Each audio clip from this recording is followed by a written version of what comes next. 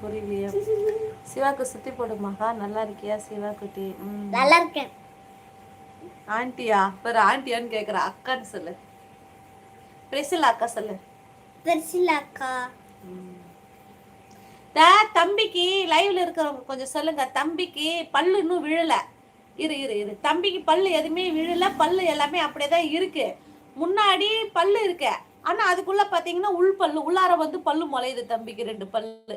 இந்த பல்லு 2 பல்லு இங்க இருக்கு. உள்ளார 2 பல்லு முளையுது. தெரியுதுங்களா? கீழே குடிஞ்சு காட்டுறீ பாட்ட.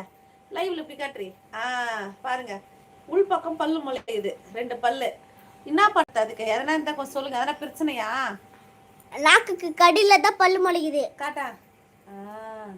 அங்க பாருங்க.